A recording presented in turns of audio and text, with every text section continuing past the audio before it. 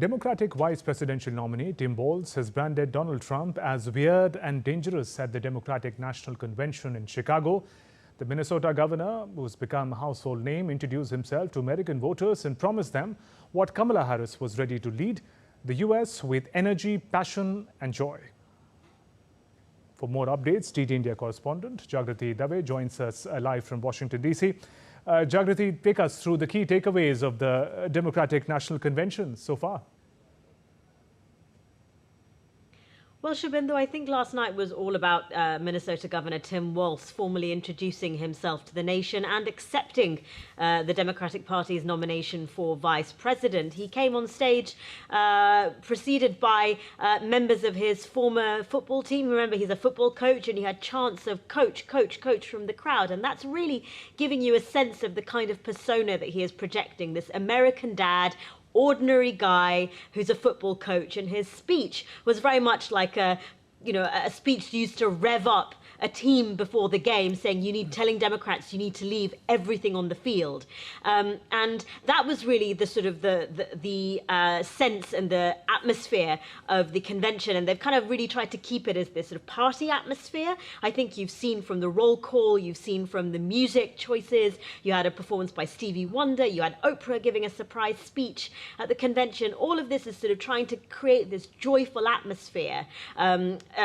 amongst the Democrats, giving that momentum after all the chaos after Joe Biden announced that he was dropping out, and they're hoping that they can continue this momentum to try to take the fight to the Republicans. And Jagrati, from all the celebrity speakers who spoke at the DNC, what is your sense of the key issues on which Democrats are likely to take on Donald Trump?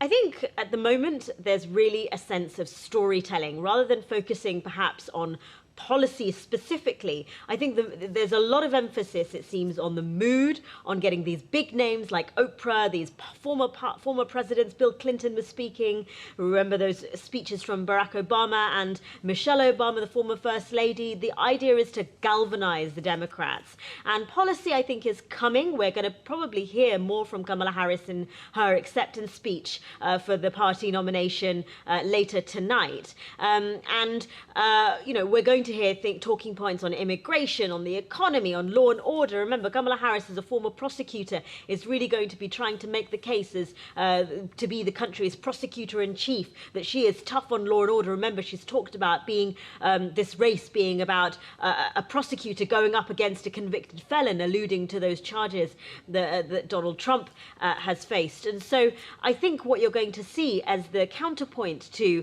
the Democrats is what we're seeing, in fact, is Republicans trying to really hammer hard on policy. So they're going along to these battleground states with a theme for every single day. So Donald Trump and his running mate J.D. Vance are going to be, Trump is going to be in Arizona on the southern border. J.D. Vance is going to be in Georgia. Donald Trump has been speaking in North Carolina, and he is really trying to focus on policy, although he, of course, cannot help veering off into personal attacks. And I think you've heard a lot of those sort of personal attacks against Republicans from the Democratic convention as well. So it really is, I think, a lot about storytelling and a lot about the personalities of the people at the top of the two respective tickets. Jagrati, thank you for those updates.